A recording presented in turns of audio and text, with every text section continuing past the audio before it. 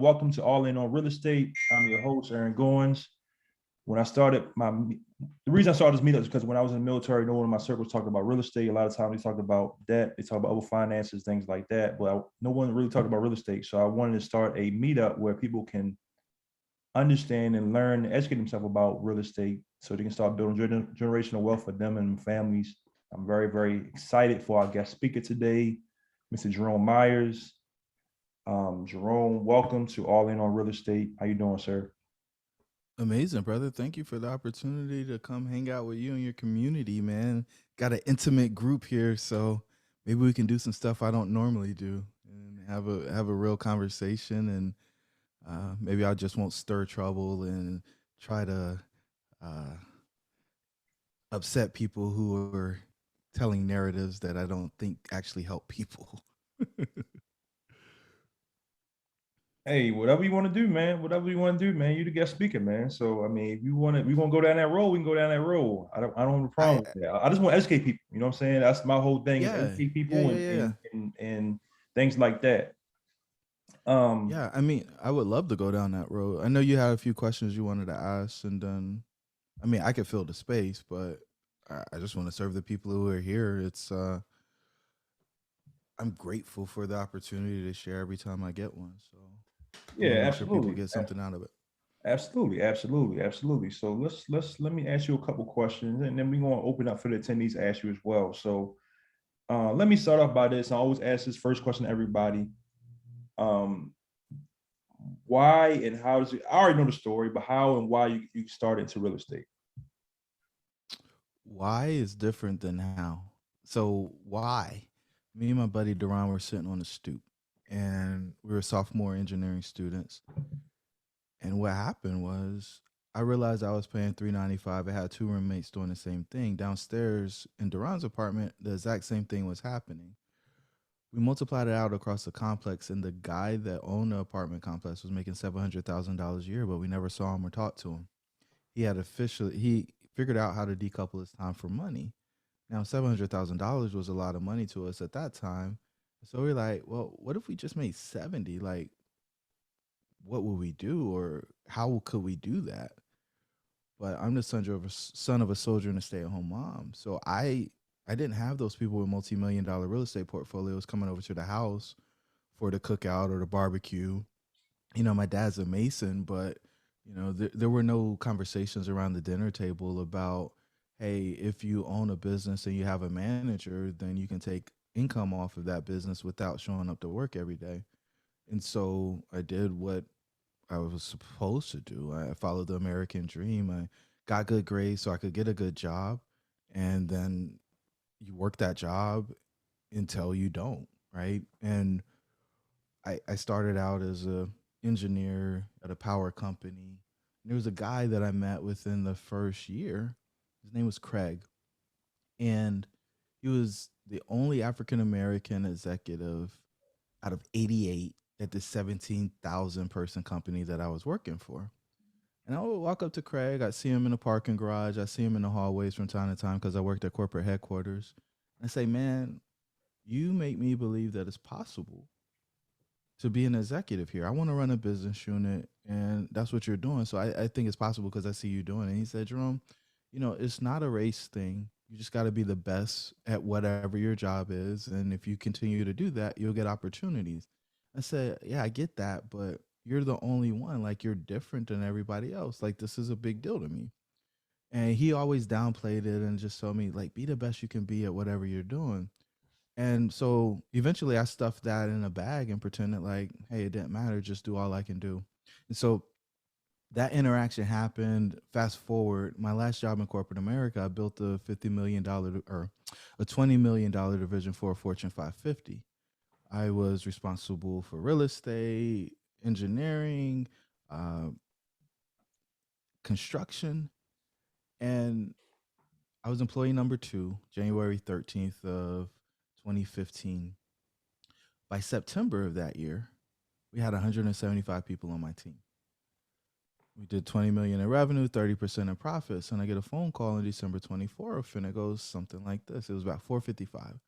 Hey, Jerome, I made a decision. Really? What's the decision? We're going to lay about half of them off. No, no, we're not going to do that. Yeah, you and I have been going back and forth about this for a few weeks, and I've made a decision. I'm not calling to negotiate with you. This is what we're going to do. No, you don't understand. We need these people. The business is going to continue to grow. Like, we can't do that. Jerome, you're not listening to me. I made my mind up. We're going to lay the people off. And I continue to kind of go back and forth with the guy. And then he says, look, man, it's 4:59 on Christmas Eve. I'm going to spend the rest of the year with my family. I will talk to you next year. And in that moment, I realized that I didn't actually have control of the business that I was running on a day-to-day basis. And that cut me deep. And then on top of that, I had to do something with the people on my team that I didn't agree with. But I didn't take responsibility for the decision to participate in that. Right? I had a choice and I didn't own the fact that I had a choice. So I did what I was told to do, like a good manager would do. And so to get through that, I promised myself I would never do anything like that again. And I still remember on the pivot, Thanksgiving of the next year, a couple of days before, telling my team, hey, don't spend all your money on Black Friday because I'm not sure what's going to happen afterwards. And it was in that speech that I realized that I was going to completely drop out of corporate America because my concept of being responsible for everything but not having control over the situation was a problem for me. And so, we'll talk about the matrix, we'll talk about the red pill, but I felt like I was trapped in the matrix and I needed to make an exit. And so my exit was to go buy an apartment building. And that came with a bunch of other stuff. But for me, uh, I just know that I needed out. I wanted to bet on myself and I wanted control instead of this illusion of control and security that what is common for those folks who are in corporate America. It's a it's a great story. I love the story because it gave you that pivot, like you said, to get to where you want to, where you was your mind. You had a mindset shift after that, basically. Um, 1000%. yeah. So let's move a little bit forward. So you you started buying, you started getting into real estate, you started really doing things like that. What was you all speed ahead? Was you just educating yourself and just going deep dive into everything in real estate, or it was something that really got you into multifamily? Yeah. So, I mean, when I decided I was going to leave corporate, my plan was to go buy an apartment building. The problem was I didn't have the right education. I didn't have the right skills. And so I went and knocked on the door at the bank. Hey, don't you want to give me $1 million to buy this 23-unit apartment building? Why would we do that, sir? Well, I'm going to buy it. I'm going to make money and I'm going to pay you for the loan. I got an 800 credit score. I got money in the bank. Of course, you want to lend to me. Everybody wants to lend to me. Like, no, sir. Why would we do that? And eventually we got down to the foundation. Do you have experience? Sure. I just built a $20 million division for Fortune 550. No, no. Do you have experience? I got an MBA. No, you got experience. I'm a licensed engineer. Like, I got all the credentials. What do you want? We want to know that you bought a business or an apartment of similar size with the same business plan and successfully executed that. I reached down in my pockets as deep as I could and I pulled out a piece of lint because that's all that I had to show them. I had no experience, right? I had never done that before. And for me to stand in front of somebody after all of this education, after all of this work in corporate, for them to tell me that I wasn't qualified to do what I wanted to do, it was cutting, especially since I didn't have a job, right? I was just going to go do this thing. And so I just knew that the person who I was talking to just didn't know what they were talking about. So I went to the next bank, heard the same thing, went to the next bank, heard the same thing. And after about doing that 7 more times, I realized that I was a person who did not know what I was doing and that I was going to have to do something different if I thought I was going to get into the space. And so I pivoted. I had been lending money to people who were doing fix and flip. And I was like, well, these guys aren't smarter than me. Like, I can go buy a house, rehab it, sell it. And so I did that. And I still remember driving into the city at about 5:30 one morning because I needed to get there early because we were doing landscaping that day and we wanted to do it before the sun got up. I was like, this is stupid. I'm working harder than I did when I was in corporate America. Now I was working for myself, but my truck wasn't as nice. I got rid of the 2015 white aluminum F-150 and I bought a 2007 Chevy Dually. Went completely backwards, but it was mine. And there was some pride of ownership and having my own thing. But the reality was like that comfort that came with corporate America was starting to creep in. I was starting to question, like, did I really want to be out here in the wild? And then things weren't working as I expected. So I really began to question myself, like, is this actually what I should be doing? Like, I got people counting on me to bring in revenue, and everything is going out, nothing is coming in because that's just the nature of the business.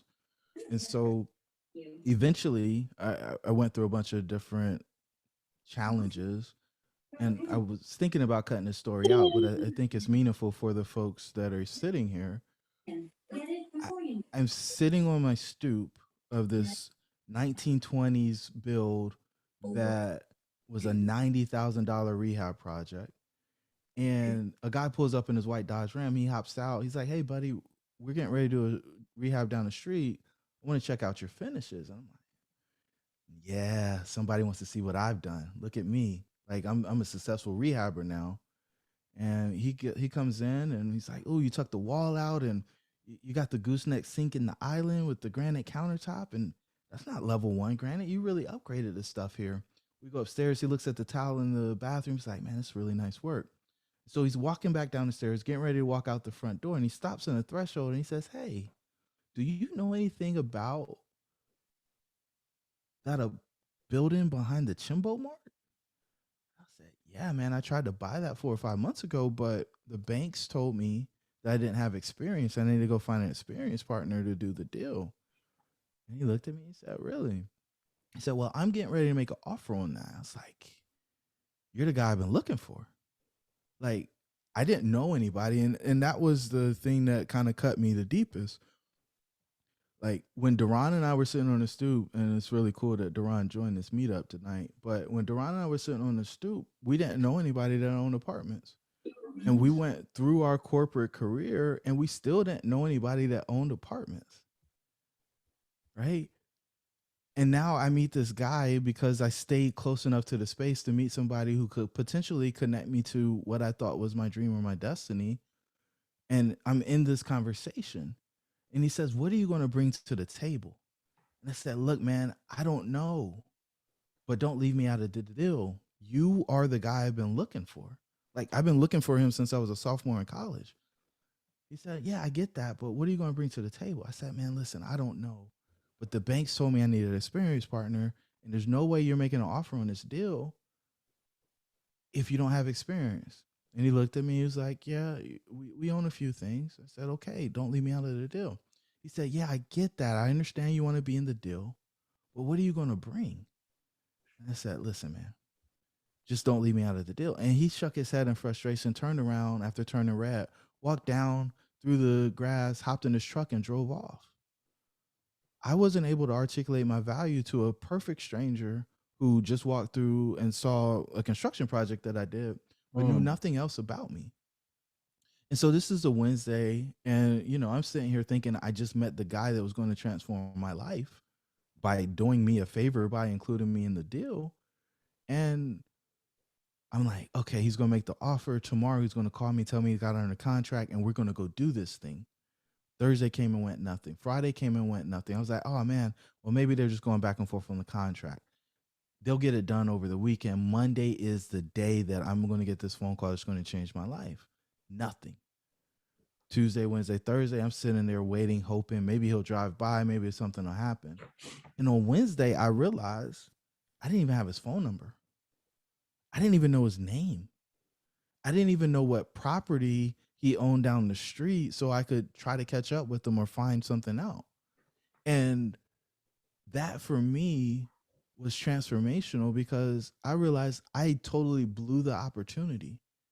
I was sitting there talking to a guy who could transform my experience, by partnering with me on a deal, and I could not tell him how I could help him.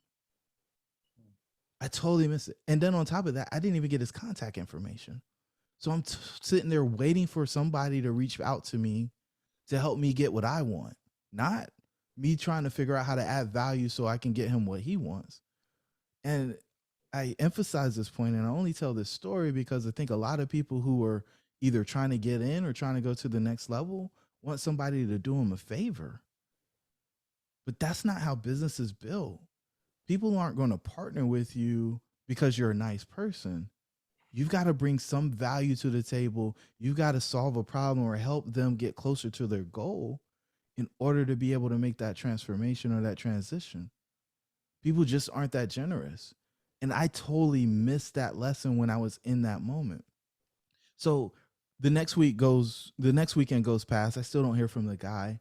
And then on Tuesday, I get a phone call and he's like, man, listen, I got an opportunity to be a general contractor on that building you said that you wanted to buy 4 or 5 months ago. Maybe it was 5 or 6 at this point. But I told them the only really I'm comfortable doing that is if you're involved in the deal. And this was a guy that I used to lend money to when I was in corporate America. He was like, are you in? What do you mean, am I in? Where are we meeting and when? He's like, tomorrow morning at 9. Give me the address. I'm there. And so, because of something that I did in the past, those seeds that I planted with somebody, treating them right, doing good things, got me a seat at the table when I had an opportunity to pull up a chair and I didn't do my part. So I got my second chance. And so the three of us started the partnership. The broker rolled in his commission and our property manager brought money to the table. And the 5 of us bought our first deal. It was 23 units in Richmond, Virginia for 1.27 million. And we did everything, man. HVAC, electrical, plumbing, paint, you name it, roof, landscaping, parking lots. Like, we did everything on it. And I realized in that project why the bank didn't give me any money. Because if I would have tried to do that project on my own, I would have went bankrupt. I underestimated the construction budget. And in my underestimation of the construction budget, and knowing what it costs to actually get through that project, I would have run out of money after I did the down payment and after I tried to make up whatever shortfall I had on the construction project. So the bank was absolutely right in not lending me money because I didn't have the experience I needed in order to be successful in the project. And I didn't have access to the capital. And so there's a lot of educators out there that will tell you you can do a deal with no money, no experience, no credibility.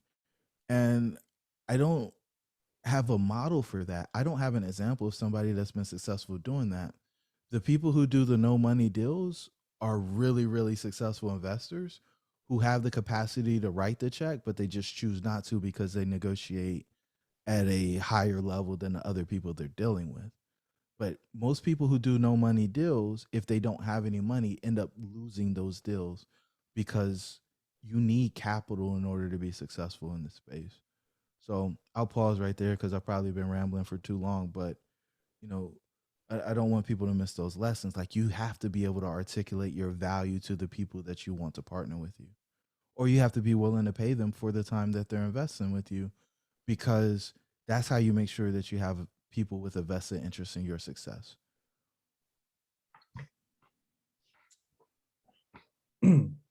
So I think there's a lot of lessons learned in that. Take us down the path some more with another lesson that you might have learned, that if you didn't have to go through the trial by fire. And I'm talking about before you start doing your summits and things like that. Was there anything, a deal that you did or something like that, or before your mentoring program, that you had to learn that now you can tell others because you went through the trial by fire? Yeah, I mean, and so for those of you who don't know, like, I didn't go through any of the education programs. I did a School of Hard Knocks. I did it podcasts. I did it YouTube. I did it books. I did it. I didn't even go to a conference before I had my first deal, and it was the most inefficient, ineffective way to get into the space. it was all the information is available, but that doesn't mean that you know what you're doing. And so, what typically happens when people go down that path, they think they're saving money, but they're not valuing their time. But when you do that, you become conscious, you could become unconsciously incompetent. Some people will call it overconfident. You've heard the thing from this person and you heard the thing from that person, this free content, but it's not organized in a cohesive system. And so you've got these gaps and these holes that you can fall into. And when you do, you end up spending more money than you would have had you paid for education and avoided the whole thing. Case in point, when we did this first deal, and this one is stupid, right? But I think it illustrates the point. We let our plumber put in a new sewer, a main drain for the sewage coming out of the units without getting a permit. And so when the inspector came to do it, to check the plumbing work, he made us pull that out. That was a $30,000 mistake. $30,000 mistake. When I contracted my first deal down here in Greensboro, North Carolina, I did the model, I did the underwriting, and my taxes on a $850,000 building were $1,000 for the year. Totally wrong. I missed it, my partners missed it, and my banker missed it. So when we got to the end of the year, there was a $10,000 bill, or there was a bill that was $10,000, which was $9,000 higher than what the pro forma said.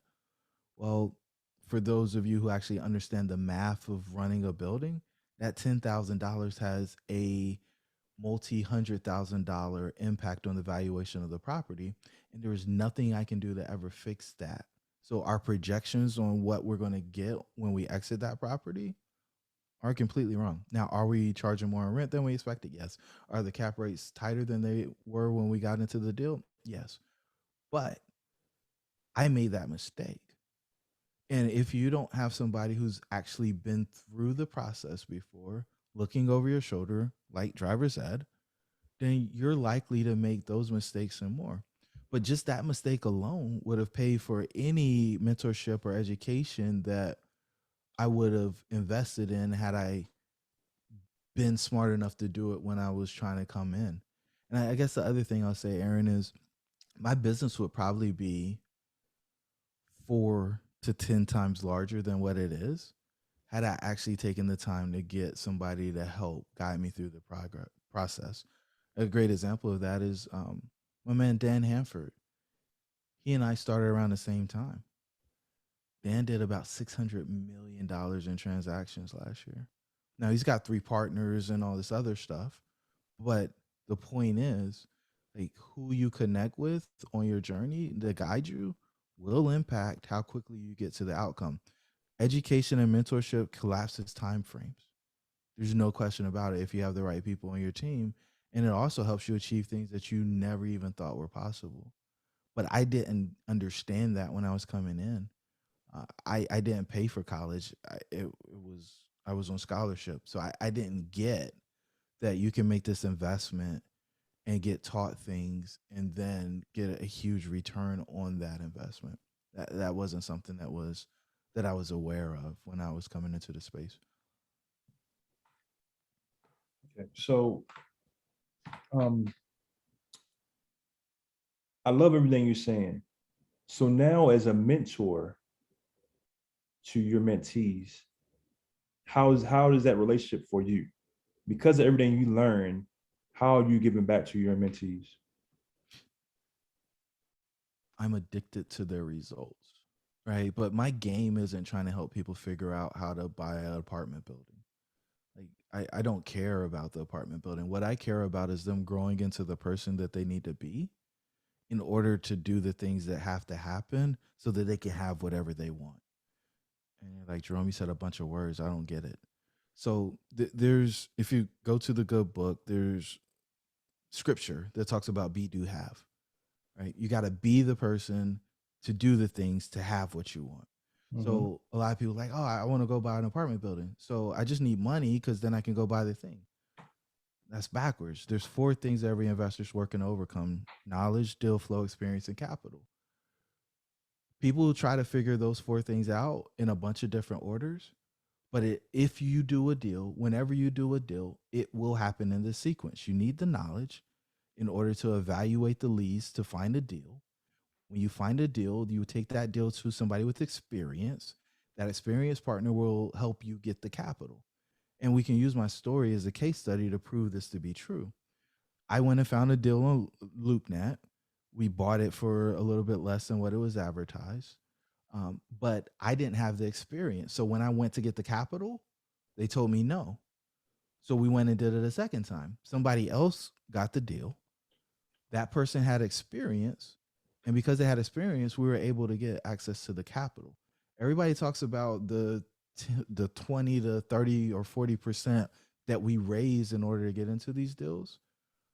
But your biggest partner, your biggest financial partner is always going to be your debt. They're bringing a check for 60 to 80% of what your purchase price is. And they are really smart. They know what makes for a successful project.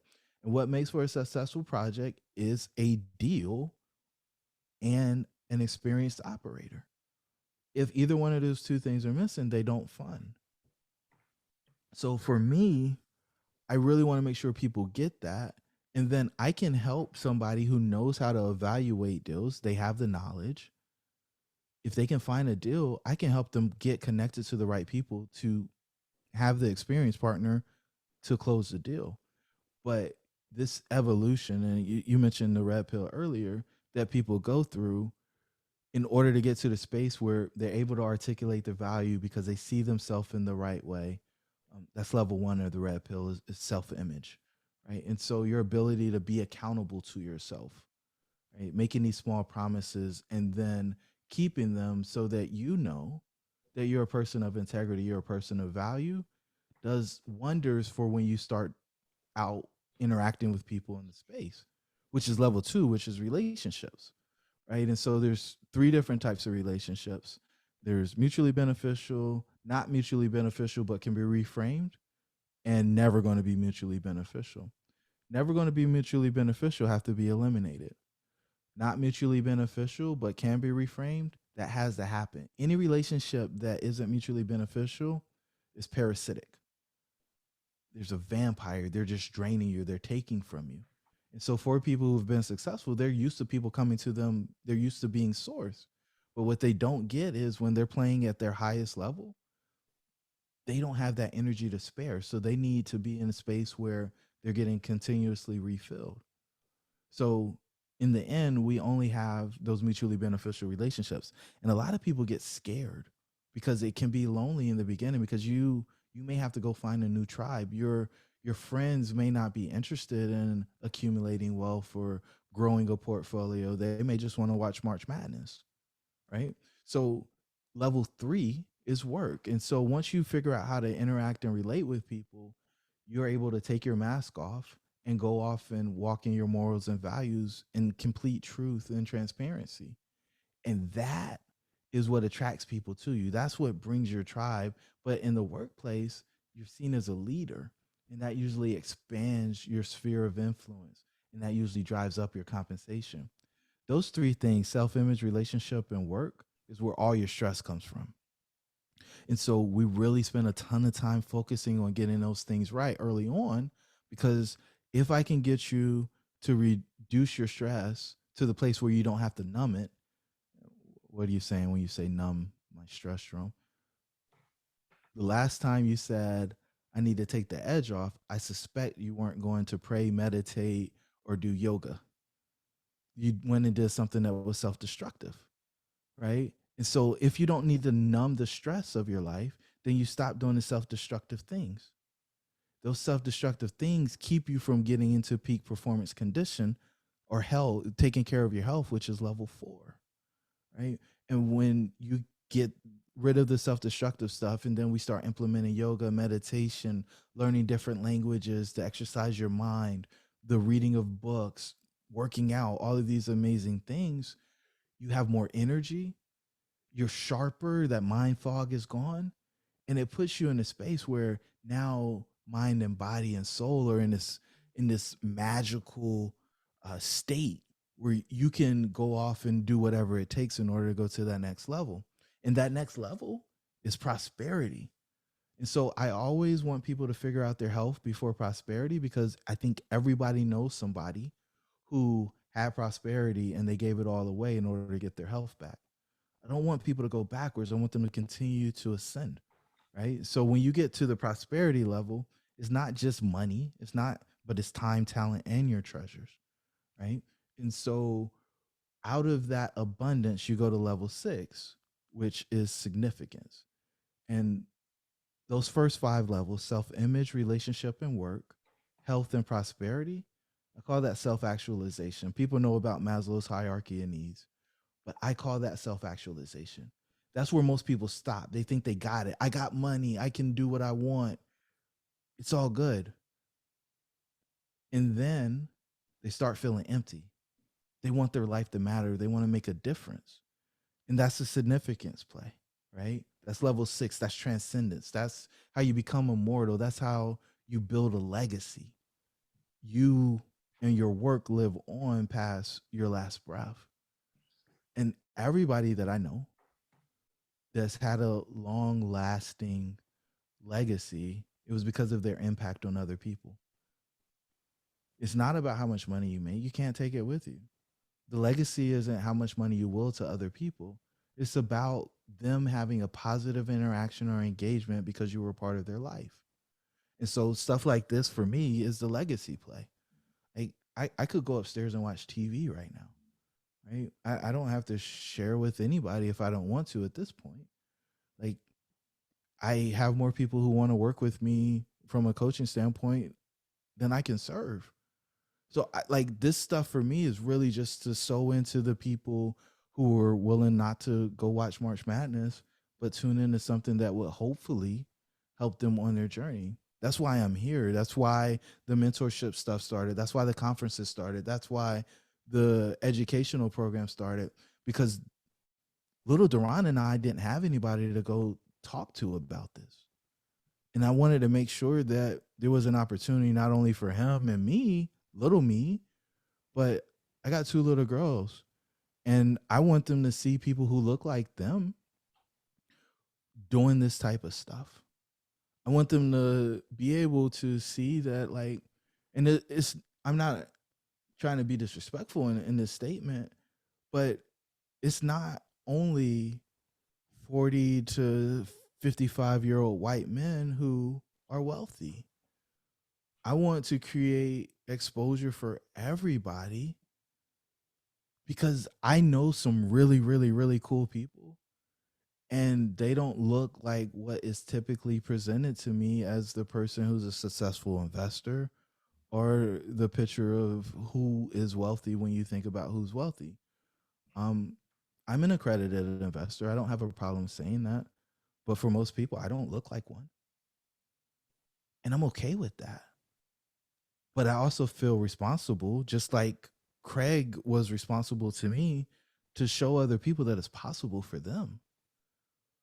I the narrative that, you know, people of color in particular don't have access to resources, it's mythology.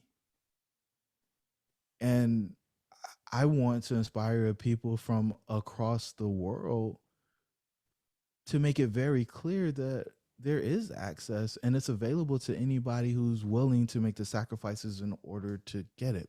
Because there is a price of admission. I'm not going to say that you just get it by birthright.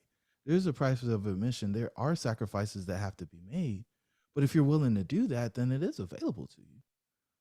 So that's why I sit here, man. That's the red pill. That's the exit the matrix. That's all the stuff. I feel like I'm just rambling, but hopefully it's helping somebody.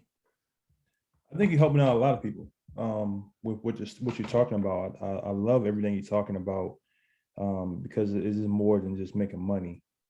It's about a lifestyle. It's about, like you said, building a legacy. And I think that's so important, especially nowadays where everybody is flashing money on social media, but everybody's not happy and behind all that. And some people are just faking money, but they're not really have that prosperity inside of them. I know that our attendees going to have a lot of questions for you, so I'm going to ask you one more. why did you start it, and how has it evolved? Talk about your conference. You know, we try to get more and more theatrical every time it comes around, man. It's my intention to make it a movie. I want you to binge watch it like it's your favorite Netflix series on a weekend. We don't do breaks because I don't want to lose people. We do everything we can to give people a keynote. We don't do two rooms where it's two speakers pitted against each other. So the Mid Atlantic Multifamily Investing Conference started because I got tired of being invited to conferences and nobody on the stage looked like me. Nobody on the stage looked like my little girls. And I just thought there was something wrong with that. It was really difficult for me to reach in my pocket and swipe my credit card, knowing that there was nobody that represented my community speaking at that event. And I have a real problem with it because I know who buys these properties and has success at major levels, but they're not getting a microphone. And so it's my ambition to expose people to folks who are doing this business in a very, very lucrative way. Like there's one lady that speaks at my conference every time who made $1 million on a single deal, and she didn't syndicate anything. That's her and her husband's money. That nobody will ever invite her to speak at their conference.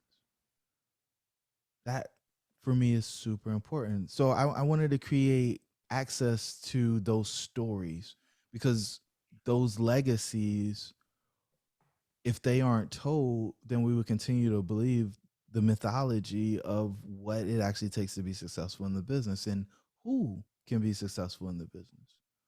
And so I do my best to get somewhere between 25 and 40 speakers from all different demographics, backgrounds, ages, so that it doesn't matter who you are, it doesn't matter what your upbringing is, that you can come to my conference and meet somebody or see somebody who gives you hope and inspiration.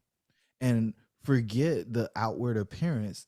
During the conversation, you will actually get to hear who they are and how they started and why they're doing what they're doing, so that we get past the superficial stuff and actually get to base. And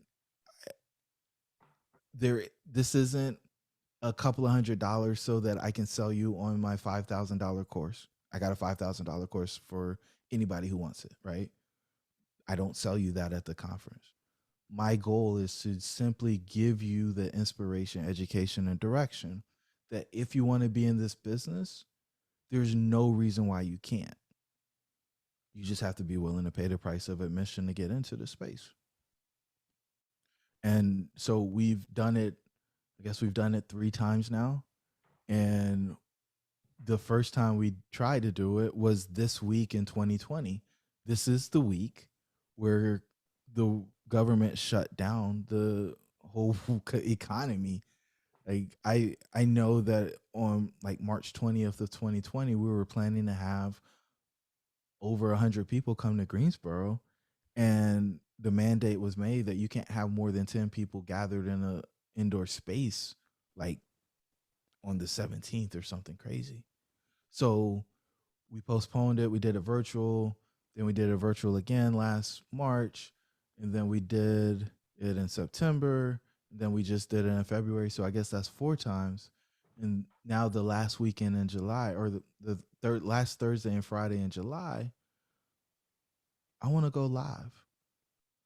I want to bring people in from all over the country, from all different backgrounds and demographics, to meet each other in person and see people who look like them on the stage to talk about growing wealth and creating wealth. And it's not just about how many doors you have, which I think is a silly way to measure your success in this business, but it's about your ability to execute transactions and to make meaningful relationships. So when a person asks, hey, what are you going to bring to the table? You're able to have a conversation with them on their values and understand who they really are and why your morals are aligned, because I've done deals with people who I didn't really know, and only after we closed it I realized that we didn't see the world the same way. I'll never forget sitting in a meeting and somebody saying, we don't want those people there anyway, so we'll just let them deal with that. And it cut me to my bone, because they are, as James says, they are our partners. They pay the rent so that we don't have to pay the mortgage. And eventually we put some money in our pocket if we do it the right way. So those people are our customers. But I didn't realize that I was partnering with people who didn't see the world the same way I did.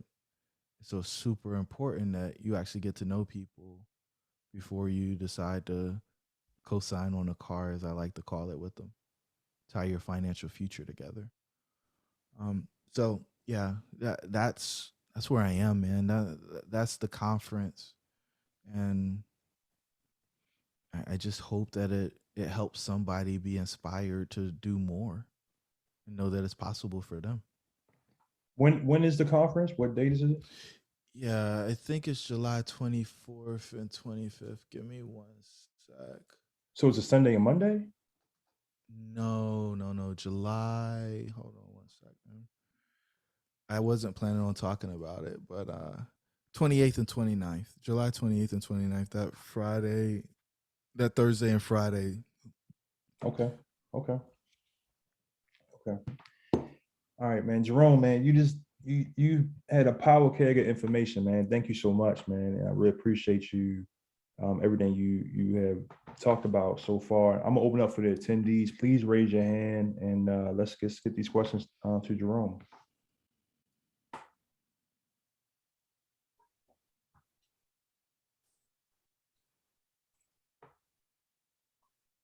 If you want to raise your hand, it's go to the reactions.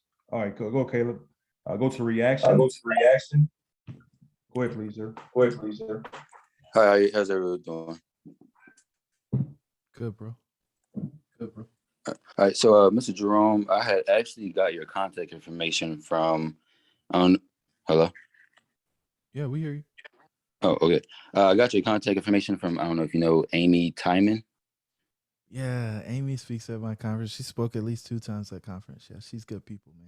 Right. Yeah, and she actually referred you as being highly recommended, because I was speaking with her about me trying to get into the real estate industry, and I was looking for a mentor. So when you speak on like what you can give as far as like value and how to even, well, I mean, you didn't really speak on how to get the mentor. So that's, I guess one of my questions is, how do I even ask? Because I mean, you would be a perfect mentor. So how would I go about trying to make that happen? I don't know that you know that I would be a perfect mentor, but I appreciate that compliment, bro. Okay. So here's what I would tell you. Whoever you're evaluating as a potential person to speak into your life, go do your research on them. Go see if they have the same values you have, because there is a lot of intertwining that happens when you enter into one of those relationships. Now, do you have to understand everything and all of this stuff? No, but you need to know if you think they're actually a good person, right? And then from there, you got a big decision to make. You can go ask somebody to do you a favor, right? And just mentor you, or you can make an investment and make sure that that person's actually paying attention to what's going on. There's a big difference between somebody who gives you glib advice on this deal that you're trying to figure out, and somebody who pulls out the pro forma and goes through it line by line with you to ensure that you don't miss something when you're trying to get this thing taken care of. You want people involved in your life when you're doing something like this that have a fiduciary responsibility to making sure that you're making wise choices. And there's a different level of accountability for both you and the person that you're asking for support from when there's a transaction. In fact, there's a transformation that happens in every transaction. You are signaling to that person, I value what you do. I value your wisdom, your knowledge, and I'm hiring you as a consultant, as a guide to help me get to the place I want to. That's a totally different relationship than, yo, Aaron, I found this deal. Will you take a look at it for me and let me know if it's okay? The level of energy that gets invested into that is going to be light years different. And somebody not paying attention to what you're doing, but you think that they are, can put you in a very precarious situation. I've watched it happen over and over again. So make sure that you understand what you're asking for, and make sure that the person that you're talking to is on the same page as you. There's a lot of people who say, "Oh yeah, I'll help you out, just bring the deal or whatever else." That does not mean that they're actually out there trying to make sure that you have the success that you truly desire, because they're focused on their own thing. Just think, everybody that's successful has to take attention off of what they're doing in order to help you with what you're doing. So every hour, every minute that they're spending on you, they can't spend on their own business. Okay, I appreciate that. So, and I do understand, I do realize where I may have misspoke by saying the perfect, but the reason I say that is because I do feel like our interests are aligned already. First, from what she's told me already, and then also what you say about trying to build a legacy, because you did say legacy, right? Legacy is important, bro. Right. And that I already have an LLC. That's the name of it, because that's, I really, um, I feel very strongly on that word, as far as not just trying to have millions, billions, and all this other stuff for myself, but really have a legacy for my future family and the family I have now, and even everyone else around me. So my business is called Divine Legacies. So I do have that passion to do more, especially for our community, and that is why I'm looking for someone to help me through that journey. And I was telling her it was more like, part of what I want is to build a team, so I needed construction work on top of that, and that is one reason why she brought you up. But then she, when I was talking about how I want a mentor that is involved with everything and has done it before, has a lot of experience in it, that is why I feel like you would be a good fit. But I do understand, like, looking into you more. I did take a look at your website. I'll keep doing the research. But is there any way I can get in contact with you, um, to speak to you more? Yeah, we'll get it lined up. I'll work with Okay. Aaron. We'll get connected. Okay. Appreciate it. Yeah, bro. I was going to say, I was going to say where her co-star is at with Diamond. The floor is yours. Okay, so bless you. I kind of need some advice on something. So I'm co-signing with my mom, and we want to get our first investment property, either a duplex or a triplex, in Houston. And we live in Texas. I mean, we live in Seattle.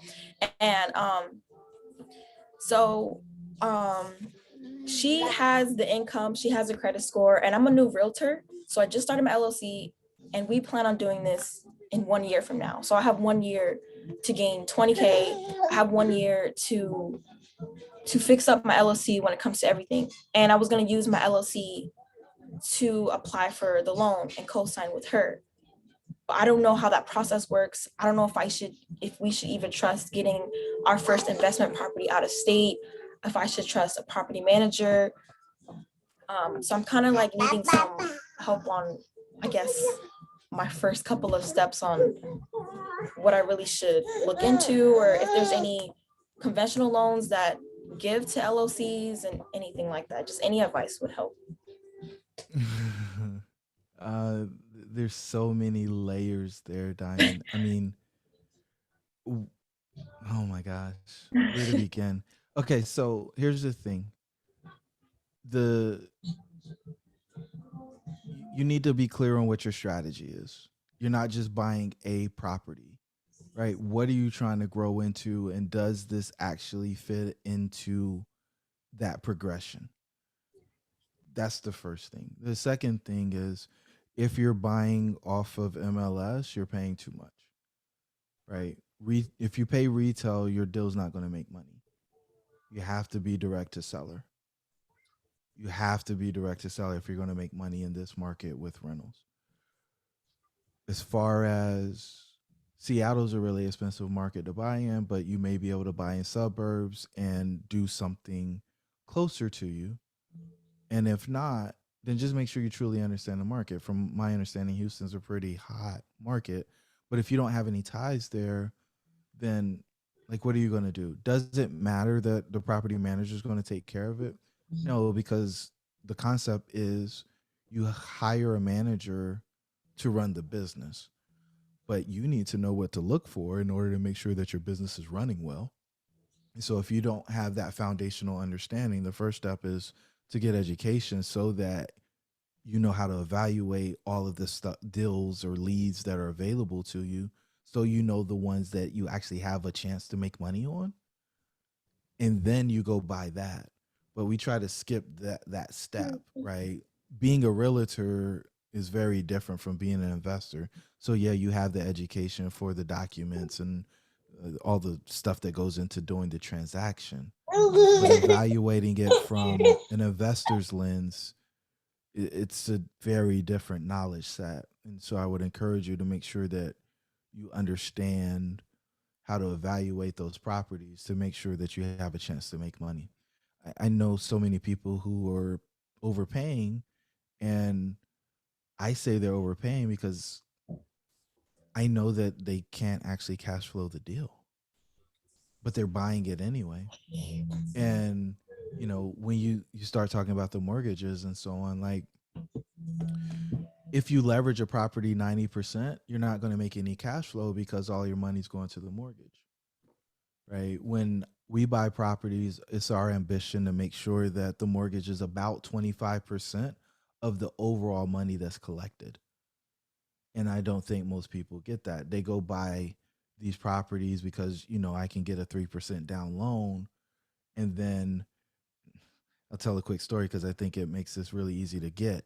So my mom used to buy me personal pan pieces if I got straight A's or if I read a book for, I don't even remember what the program was called, but I would get my personal pan pizza and I would taunt my dogs with it. And every now and again, the dogs would knock the personal pan pizza out of my hand and they would eat two pieces. I would have a piece in my hand and one piece would still be in the box.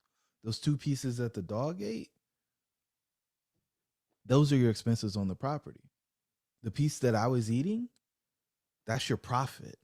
The other 25% that was still in the box and it got dirty so I couldn't eat it, that's the money you sent to the bank to pay the bills. So if you have more expenses than the two pieces, the 50%, then you have less to eat. If your mortgage is greater than that 25%, then you have less pizza to eat. Everything, the expenses and the debt service, all of that is making your slice of the pizza smaller. And so at most, you're going to get 25%. But if any of those other things are out of whack, that number or that piece of your pizza gets so much smaller. So you got to make sure that you got the right ratios so that you actually have an opportunity to make a profit. And you'll hear something called a debt service coverage ratio. And that debt service coverage ratio is usually the minimum is 1.25. That 25% is profit. 1.0 debt service just means you break even. So you have just enough money to pay the debt service. The next level is that 1.25, which means you had basically 25% profit. Is that helpful? Yeah, that was very helpful.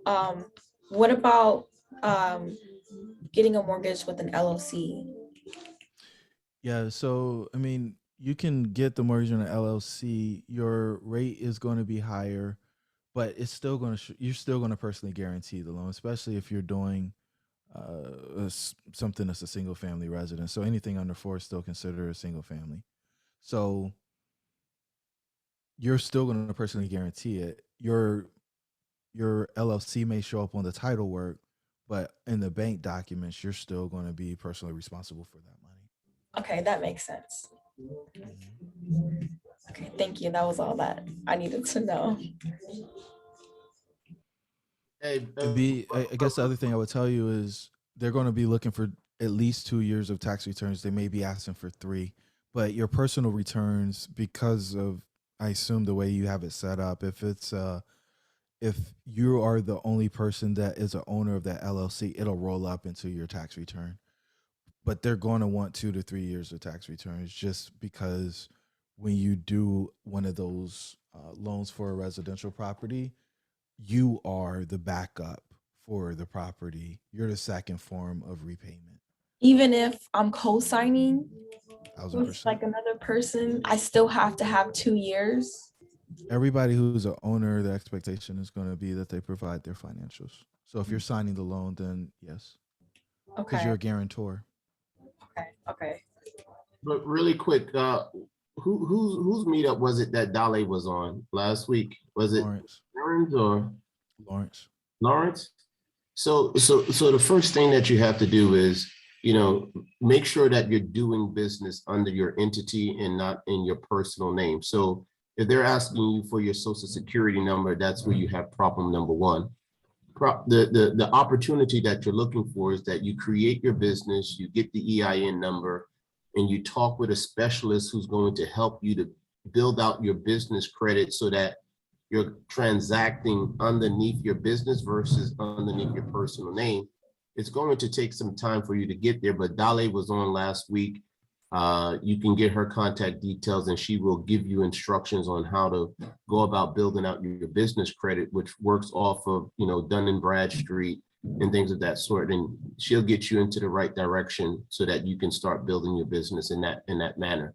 The last piece that I'll say with is, even if you're working with your mother, you could be working with your husband or that beautiful little girl who you have with you.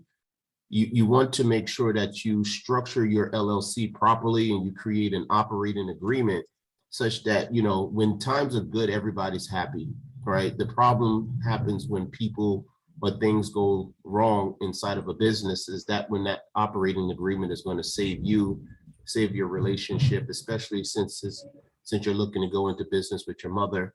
I would say make sure that that operating agreement is sound, is tight, so that when things go wrong and you guys don't agree on the next step, the operating agreement will call that out for you. Yeah, I have that already in my folder, and I just started my first Net 30 account. So I know it's going to take a long process to build business credit, but I got that. It could take 3 to 6 months so that vendors are giving you credit, and then after that you move to the next tier. It doesn't take years to build out your business credit, but you have to work with someone who's a specialist in helping you to build it. And I think where Jerome was going is perfect. You have to decide to make that investment in building out your business. So of course, Dale is not going to do it for free.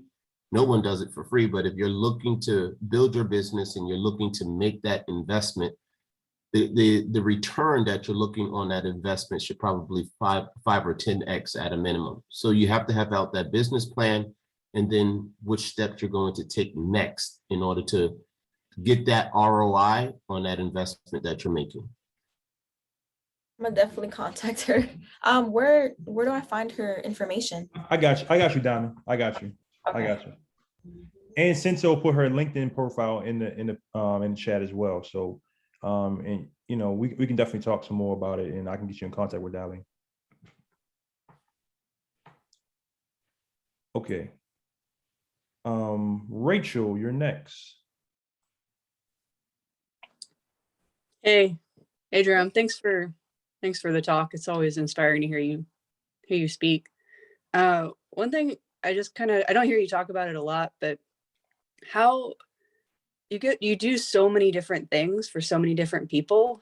I'm just curious how your week actually unfolds. Like, do you have like today is mentor day, today is real estate day, or whatever? Or do you actually have a schedule typically during the week, or how does that typically work for you?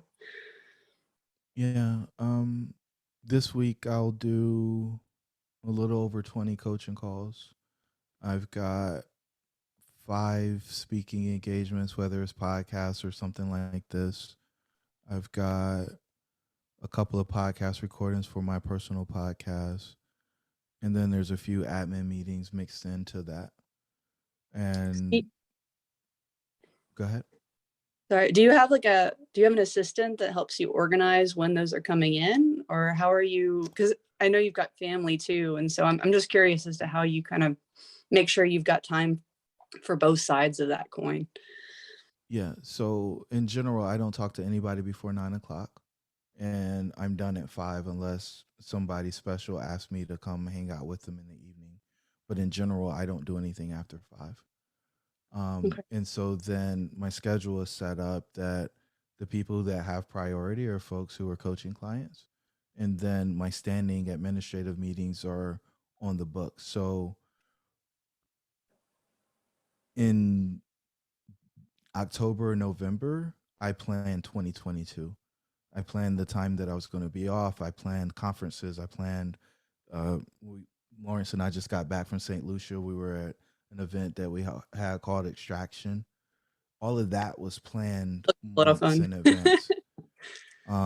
And so, the goal there, so it's very prescriptive. But in general, like when I sit down in my chair at 9 in the morning, I don't get back up until 5. And very rarely do I have meetings that don't keep or any of that other stuff. So on Sundays, I look at my week and I'm like, okay, here's what I got. Is there somebody who should be on my calendar that's not? And then we just run through the week. And if something comes up that's unplanned, then it gets added somewhere later. So like my week is very predictable. I work with people who operate at a really high level. They're slaves to the calendars just like me. And so if it's on the calendar, it happens. If it's not on the calendar, it does. It doesn't. And when people are doing that, I know that like tomorrow is a really interesting day because on the second and fourth or the first and the third Fridays, I typically don't work, but somebody new signed up for coaching. So we're doing her 2 hour session. And then I'm recording a podcast for DreamCatchers. And then I'm being interviewed on 3 different podcasts. Right. But all of Upper. those things could be erased and I could do nothing and just have a long weekend tomorrow. Right. In general, like my Fridays are not production days for me. They are free days if that's what we want to do. But I get to decide, right? This time's available and it either fits in people's schedules or it doesn't. And if it doesn't this week, then eventually it will. Somebody wanted to talk to me this week. There was no more available time. We'll talk the last week of the month because I'll be away next week and I won't be able to serve anybody who isn't in a coaching relationship with me. Was it always like that? No, but it is now. There are people who have booked into my calendar into June right now or July. So I know like I can go look and I know that I'm talking to Lawrence on a Tuesday in mid June right now. I think it's probably at 3:30 if I go look at it right now.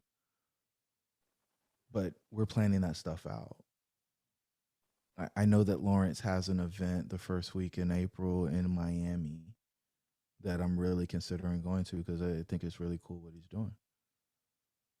Right. But we've got a really special relationship. I wouldn't do that for most people. I really appreciate you sharing it. It's trying to be an aspiring person to have real estate be primary income source so I can kind of get into more of a swing of things. It's hard sometimes to imagine what life looks like after you cross that boundary. And it's just interesting to hear people who have kind of already gotten there, what they end up doing, where they end up going with it. It's really appreciate it. Yes. So what I would tell you is time is your most valuable resource. And if you don't allocate it, you will waste it. A lot of people have a budget, but they don't have a calendar. Your calendar is more important than your budget. You can't get the time that you spent here, you can't get that back. So if I didn't add tremendous value to your life, this investment that you made, then I feel awful. Right. This is why it's so I'm truly grateful for the opportunity to share with this group this evening because you could be doing so many other things, but you decided to come listen to me talk about my experience. You can't get that back, But if you go spend 20 grand this week, you can make that back. But there's no way I can replace this if I wasted it. So get super diligent about your time and treat it like the most precious resource that it is, and you'll start to see a return on you actually allocating that resource in the way that it should be allocated. That's great advice. Thank you so much. Cinto. Hey, thanks, Aaron. Good evening, everyone. First of all, Aaron, thanks again for hosting a great meetup and getting Jerome. I always love. He's like velvet therapy to the ears every time I hear him speak. Just so smooth. Jerome, I actually don't have a question for you. It's something I wanted to just do for the whole group, specifically Caleb and Diamond here. Yeah, you Diamond. That's I saw her, and so that shining bright. Yeah. Right when Caleb, what was the name of your company? It was Divine Legacy. Divine Legacy. Yes, Divine Legacy. Okay. So I got a divine connection for you, or divine intervention for you. So as soon as Caleb brought up the word mentorship, I refreshed my LinkedIn screen and a helpful guide showed up. So I don't know if you know Nicole Pendergrass, but I'm going to put her link here. And if you look at her post, she talks about mentorship and how she can help. So she's over there, and the first person to comment on there is also Dale Garcia. So the deity or God or whatever you want to believe in, the universe smiled really brightly on Caleb and Diamond. So Diamond, if you want to reach out to Dale, that's an easy icebreaker and be like, hey, I saw Nicole's quote. Saw you were the first to comment. I believe you can help me. And, Caleb, if you're looking for mentorship, she says at the bottom, she doesn't offer it, but she knows people who do. So I hope that helps the both of you. So Nicole and Dolly are friends of the community. Dolly's actually a graduate of our course, and Nicole has been hanging out with us since pretty early on. And if you mention my name, and they'll take a call, even though sometimes for some people they won't. But if you have any trouble getting in contact with either one of those folks, if you just mention me, they'll schedule. Oh, pool. It's called pool. You got pool like that. It's not pool. It's we've invested in them helping them on their journey, and they're more than willing to extend a hand to folks who we think are on the right path. So the one thing that nobody will ever question is like what I believe in, and the people that end up hanging out with us see the world a very specific way. And so if you want to be around those types of people, the filtering happens. I don't want to call it organically, but the filtering happens in a very, very special way. I'll put it that way.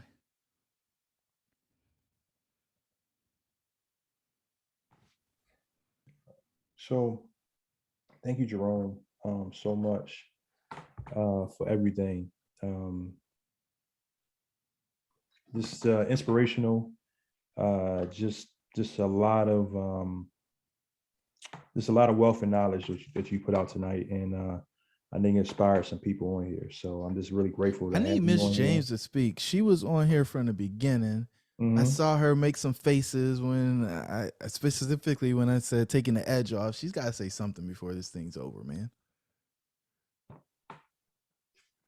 And I will. Hello. Hello, everybody. You're talking about me, right? I am. Miss James. That's what it Yeah. says. Hi, everybody. I was just laughing when you said that because shameless plug. I bought these new vitamins by oh my goodness, what is this called? It's called Super You. It's moon juice, and it made me think of moon juice because I took it for 2 weeks to keep me up. It has all these root herbs in it, And it finished on Friday, like ashwagandha, like goji berries, a whole bunch of stuff. It finished on Friday, and then I like literally crashed over the weekend. I was so tired. So I just laughed because it made me think about, that's a strategy I use to pick me up, or drink wine, but not self-sabotaging. No, no such thing. No such thing. Fair enough. Yeah. Can you speak more on the you said Moon Juice? What brand is it, or where do you get it from? Oh, that is the brand. It's called Moon Juice. So you can look it up online. It's really good. I think they seem to be a very what do I say this? A company that there's no testing on animals. Very, how do I say it? I'm trying to figure out the language, but they look like they do their research. They do their research. They have a lot of reviews, and so when it comes to ethics and the things that we naturally need for our bodies, is a very natural brand. I think they do a great job, and I really liked it. So yeah, that's my shameless plug. Moon Juice, y'all. Moon Juice. I don't know if it's who it's owned by though, but yeah, I'm gonna get too much into that. You can check it out. But shameless plug, I'm a new investor, and I've been networking and speaking with Lawrence. I found out about this Zoom from Lawrence site as well on the meetup. I just got my first 4 family in the Bronx, like end of December. So it's just been a couple months. And actively pursuing new deals for the Bronx and Connecticut at the moment. So I just want to put that out there. I'm happy to be here. When I saw the Bronx, I knew it was Lawrence Laddie. I knew it was Lawrence when you said Bronx. I was like, up. VX all day. VX all day. He's down the street from Lawrence Laddie, Mr. International. Huh? Okay. So look, we're not going, but I just want to end the recording. So I just want to say thank you again, Jerome, for everything. And it's a great meetup today. So as you guys know, I've joined Nest Egg, and I'll be making an announcement on Facebook, on social media pretty soon about that. So really excited for the possibility. So more to Welcome come. to the club. Say what? Welcome to the club. Thank you, sir. What's Thank nest you. egg? I don't even know. What is that? Yeah, we'll talk about it. So, all right, guys, I'm recording. God bless you.